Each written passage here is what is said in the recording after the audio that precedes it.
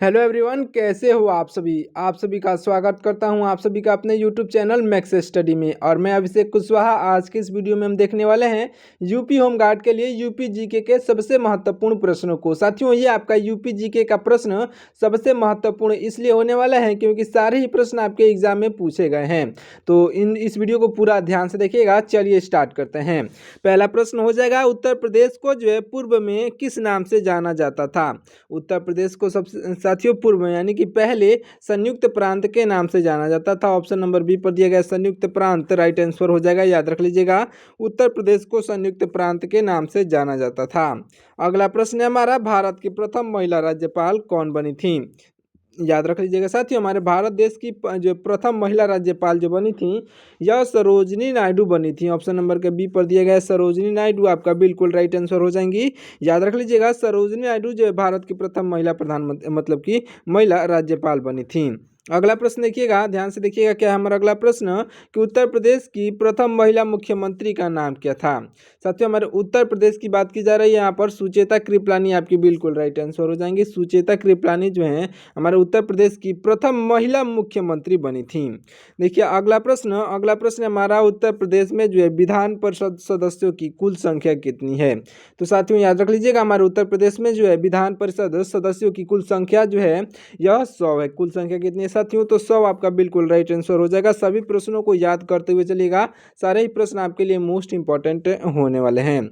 अगला प्रश्न है हमारा, उत्तर प्रदेश का राजकीय वृक्ष कौन सा है। साथियों, हमारे उत्तर प्रदेश का राजकीय वृक्ष यह हो जाएगा आपका ऑप्शन नंबर का सी यानी कि अशोक का वृक्ष। ऑप्शन नंबर सी पर दिया गया है अशोक का वृक्ष आपका राइट आंसर साथियों हो जाएगा। तो याद रख लीजिएगा, अशोक का वृक्ष आपका राइट आंसर होगा। अगला प्रश्न है हमारा, उत्तर प्रदेश का राजकीय खेल क्या है। साथियों, उत्तर प्रदेश का राजकीय खेल जो है हॉकी है, जो कि आपका ऑप्शन नंबर बी पर दिया गया है हॉकी। इस क्वेश्चन का राइट आंसर हो जाएगा। हमारे उत्तर प्रदेश का राजकीय खेल जो है यह हॉकी है। अगला प्रश्न है हमारा, ध्यान से देखिएगा, उत्तर प्रदेश में वर्तमान में तहसीलों की कुल संख्या कितनी है। वर्तमान की बात की जा रही है साथियों, हमारे उत्तर प्रदेश में वर्तमान में जो है तहसीलों की संख्या 351 है। तो ऑप्शन नंबर का सी यहाँ पर 351 राइट आंसर होगा। अगला प्रश्न देखिएगा, अगला प्रश्न हो जाएगा, उत्तर प्रदेश का राजकीय पक्षी कौन सा है।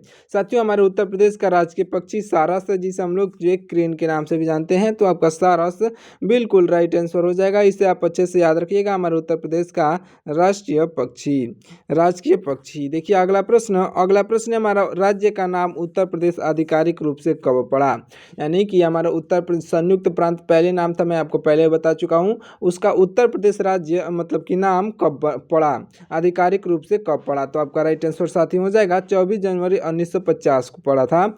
यानी कि 24 जनवरी 1950 आपके ऑप्शन नंबर बी पर दिया गया है। तो आपका राइट आंसर हो जाएगा, अच्छे से याद रखिएगा, 24 जनवरी 1950 आपका राइट आंसर होगा। इसी के उपलक्ष्य में हम लोग उत्तर प्रदेश दिवस जो है मनाते हैं। तो इसे भी आप अच्छे से याद रखिएगा। अगला प्रश्न है हमारा, नोएडा उत्तर प्रदेश के किस जिले के अंतर्गत आता है। साथियों, नोएडा जो है यह हमारे उत्तर प्रदेश के गौतम बुद्ध नगर के जो है अंतर्गत आता है। याद रख लीजिएगा, नोएडा गौतम बुद्ध नगर के अंतर्गत आता है। ऑप्शन नंबर ए पर दिया गया नोएडा आपका बिल्कुल राइट आंसर होगा। अगला प्रश्न है हमारा, किस समिति ने जो है त्रिस्तरीय पंचायती राज प्रणाली की जो सिफारिश की है। तो आपका राइट आंसर हो जाएगा साथियों ऑप्शन नंबर का बी यानी कि बलवंत राय मेहता समिति ने।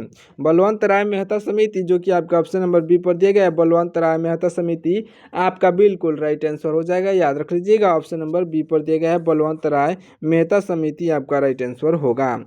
अगला प्रश्न है हमारा, सोनभद्र जिला जो है कितने राज्यों की सीमाओं को स्पर्श करता है। साथियों, सोनभद्र जिला जो है कितने राज्यों की सीमाओं को जो स्पर्श करता है। तो राइट आंसर हो जाएगा ऑप्शन नंबर का सी यानी कि 4 राज्यों को। ऑप्शन नंबर जो सी पर दिया गया है 4 राज्य आपके बिल्कुल राइट आंसर हो जाएंगे, याद रखिएगा। अगला प्रश्न हो जाएगा हमारा, उत्तर प्रदेश का क्षेत्रफल देश के कुल क्षेत्रफल का कितने प्रतिशत है। तो देखिए यहाँ पर उत्तर प्रदेश का क्षेत्रफल जो है देश के कुल क्षेत्रफल का, हमारे देश के कुल क्षेत्रफल का 7.3 जो है प्रतिशत है। ऑप्शन नंबर का सी यहाँ पर 7.3% राइट आंसर हो जाएगा, अच्छे से याद रखिएगा। अगला प्रश्न है हमारा, उत्तर प्रदेश की सर्वाधिक सीमा जो है किस राज्य से लगती है? तो उत्तर प्रदेश की सबसे अधिक सीमा जो लगती है साथियों, यह लगती है हमारे मध्य प्रदेश राज्य से। ऑप्शन नंबर का सी यहाँ पर दिया गया, मध्य प्रदेश राज्य राइट आंसर होगा, याद रखिए। अगला प्रश्न है हमारा, उत्तर प्रदेश में जो है, उत्तर प्रदेश में मनकामेश्वर मेट्रो स्टेशन कहाँ पर स्थित है? तो हमारे उत्तर प्रदेश में जो है यह स्टेशन जो साथियों आगरा में है। ऑप्शन नंबर बी पर दिया गया था आगरा, इस क्वेश्चन का बिल्कुल राइट आंसर हो जाएगा। अगला प्रश्न देखिएगा, हमारा अगला प्रश्न हो जाएगा, उत्तर प्रदेश में जो है, उत्तर प्रदेश में स्वरवेद महामंदिर कहाँ पर स्थित है? तो आपका राइट आंसर हो जाएगा साथियों, हमारे उत्तर प्रदेश में जो है वाराणसी में स्थित है। ऑप्शन नंबर का ए यहाँ पर वाराणसी बिल्कुल राइट आंसर हो जाएगा, अच्छे से याद रखिएगा। चलिए देखिए अगला प्रश्न हमारा, अयोध्या का राम मंदिर जो है किस वास्तुकला शैली का उदाहरण है? साथियों अयोध्या का राम मंदिर किस वास्तुकला शैली का उदाहरण है? तो आपका राइट आंसर हो जाएगा जो है नागर शैली का। ऑप्शन नंबर बी पर दिया गया है नागर शैली, इस क्वेश्चन का बिल्कुल राइट आंसर हो जाएगा। तो आप अच्छे से याद रखिएगा, नागर शैली आपका राइट आंसर होगा। अगला प्रश्न देखिएगा, अगला प्रश्न है हमारा, आगरा के किले का निर्माण किस मुगल सम्राट ने करवाया था? साथियों आगरा के किले का निर्माण जो है किस मुगल सम्राट ने करवाया था? तो आपका राइट आंसर हो जाएगा ऑप्शन नंबर का बी, यानी कि अकबर ने। ऑप्शन नंबर बी पर दिया गया है अकबर, इस क्वेश्चन का बिल्कुल राइट आंसर हो जाएगा, याद रख लीजिएगा, अकबर आपका राइट आंसर होगा। अगला प्रश्न है हमारा, प्रसिद्ध ऐतिहासिक स्मारक, ध्यान से देखिएगा, प्रसिद्ध ऐतिहासिक स्मारक जो है यह बुलंद दरवाजा कहाँ पर स्थित है? तो हमारे उत्तर प्रदेश में साथियों यह जो है प्रसिद्ध ऐतिहासिक स्मारक जो है यह उत्तर प्रदेश में स्थित है, और उत्तर प्रदेश के जो है फतेहपुर सीकरी में स्थित है जी।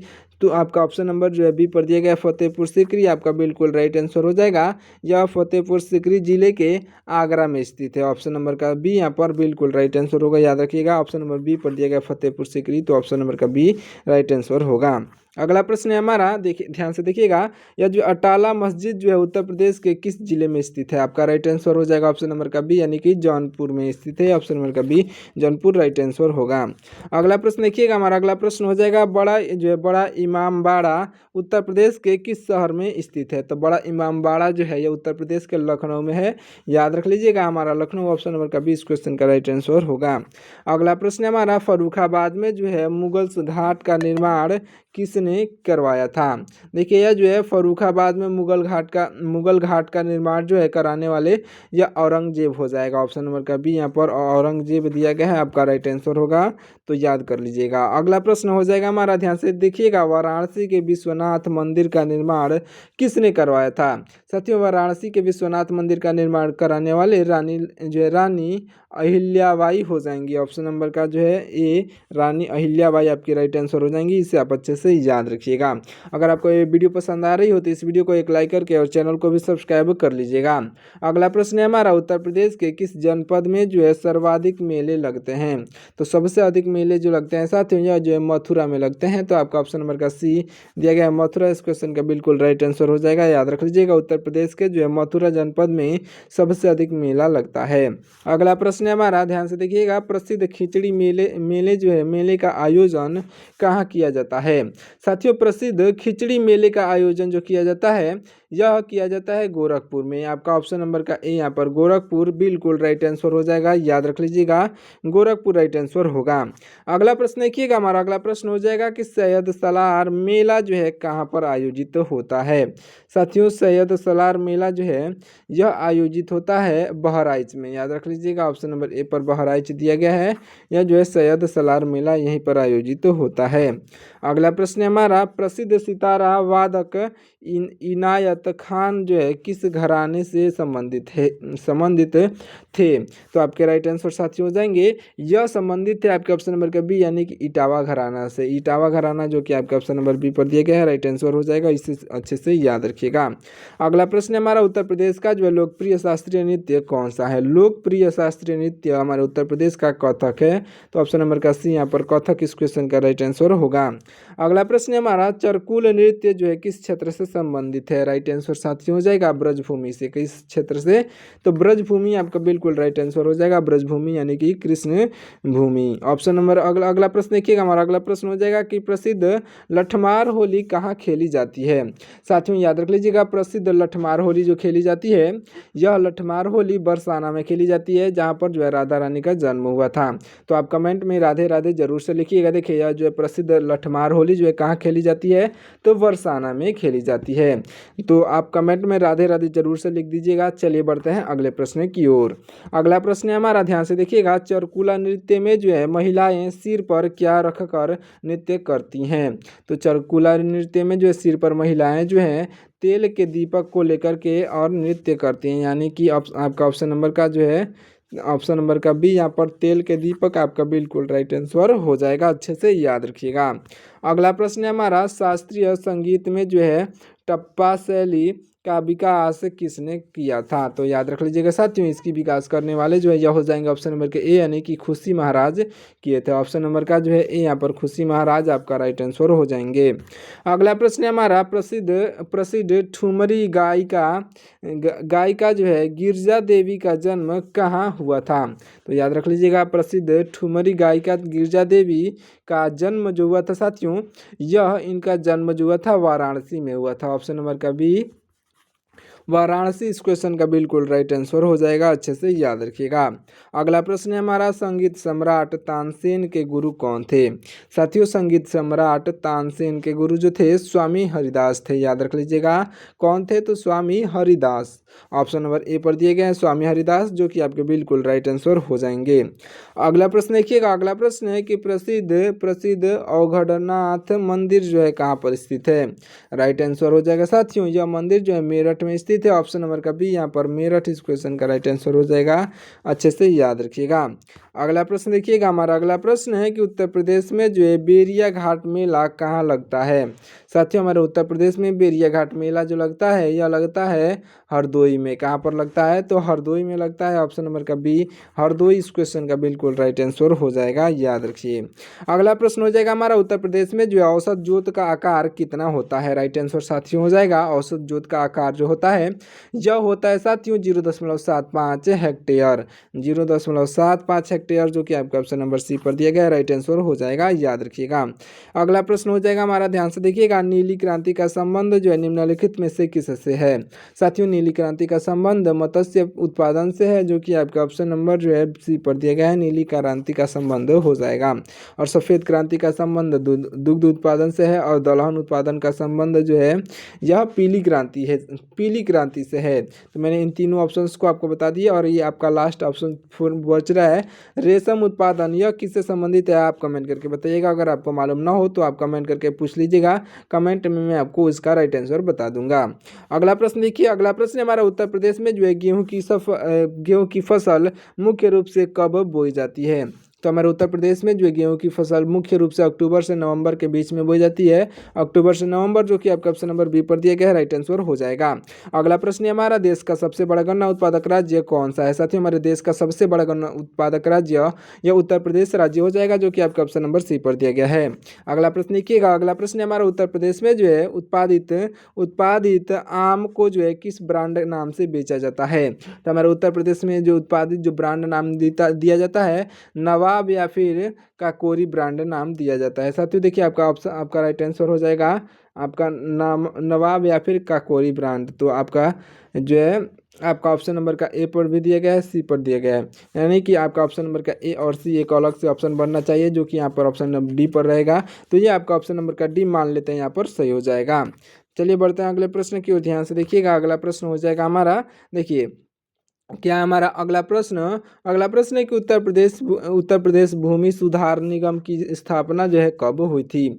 साथियों हमारे उत्तर प्रदेश भूमि सुधार निगम की स्थापना जो हुई थी या इनकी स्थापना 1978 में हुई थी, जो कि आपका ऑप्शन नंबर सी पर दिया गया है 1978 इस क्वेश्चन का राइट आंसर होगा।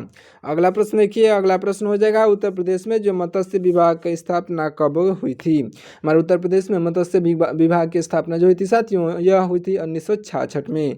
ऑप्शन नंबर सी पर दिया गया 1966 इस क्वेश्चन का बिल्कुल राइट आंसर हो जाएगा। अगला प्रश्न देखिएगा, अगला प्रश्न है हमारा उत्तर प्रदेश में जो है सर्वाधिक मक्का उत्पादक जिला कौन सा है। तो हमारे उत्तर प्रदेश में सबसे अधिक मक्का उत्पादक जिला हो जाएगा ऑप्शन नंबर का बी यानी कि बहराइच। कौन सा है साथियों, बहराइच, जो कि आपका ऑप्शन नंबर बी पर दिया गया है, हमारे उत्तर प्रदेश में सबसे अधिक मक्का उत्पादन करने वाला जिला है। अगला प्रश्न है हमारा, ध्यान से देखिएगा, अगला प्रश्न है कि डल्ला सीमेंट जो है फैक्ट्री उत्तर प्रदेश के किस जिले में स्थित है। साथियों डल्ला सीमेंट फैक्ट्री जो है यह हमारे उत्तर प्रदेश के सोनभद्र जिले में स्थित है। ऑप्शन नंबर का बी यहाँ पर सोनभद्र राइट आंसर हो जाएगा, अच्छे से याद रखिएगा। देखिए अगला प्रश्न है हमारा, भारत की जादू गोंडा, देखिए भारत की जादू गोंडा खान किसने लिखा, मतलब कि किसके लिए प्रसिद्ध है। तो याद रख लीजिएगा साथियों, यह जो है भारत की जो है जादू गोंडा खान, यह प्रसिद्ध है साथियों, प्रसिद्ध है क्योंकि यूरेनियम के लिए। ऑप्शन नंबर का सी, यहाँ पर यूरेनियम पाया जाता है। ऑप्शन नंबर का सी आपका बिल्कुल राइट आंसर हो जाएगा, अच्छे से याद रखिएगा। अगला प्रश्न है हमारा, उत्तर प्रदेश में जो है तांबा मुख्य रूप से किस क्षेत्र में पाया जाता है। तो याद रख लीजिएगा, हमारे उत्तर प्रदेश में जो है तांबा की बात की जा रही है, तो आपका राइट आंसर हो जाएगा ऑप्शन नंबर का सी यानी कि ललितपुर। ऑप्शन नंबर का सी, यहाँ पर ललितपुर में जो है मुख्य रूप से ललितपुर में जो है इस क्षेत्र, ललितपुर के क्षेत्र में यह पाया जाता है। ऑप्शन नंबर का सी राइट आंसर हो जाएगा, याद रखिए। अगला प्रश्न हो जाएगा हमारा, ध्यान से देखिएगा क्या है प्रश्न। अगला प्रश्न है कि उत्तर प्रदेश जो है खादी ग्रामोद्योग बोर्ड की स्थापना कब हुई थी।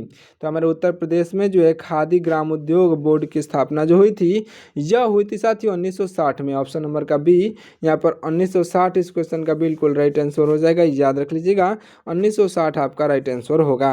अगला प्रश्न है हमारा, फिरोजाबाद जो है किस उद्योग के लिए विश्व प्रसिद्ध है।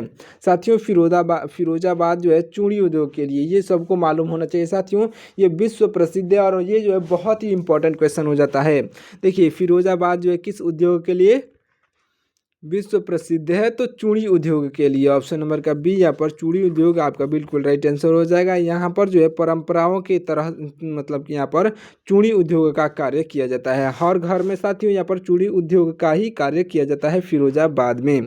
कोई भी ऐसा घर नहीं होगा जहाँ पर जो है चूड़ी बनाने की जो है प्रक्रिया न जानता हो या फिर चूड़ी नहीं बनाता हो। तो यहाँ पर फिरोजाबाद इसलिए प्रसिद्ध है चूड़ी उद्योग के लिए, इसे आप अच्छे से याद रखिएगा।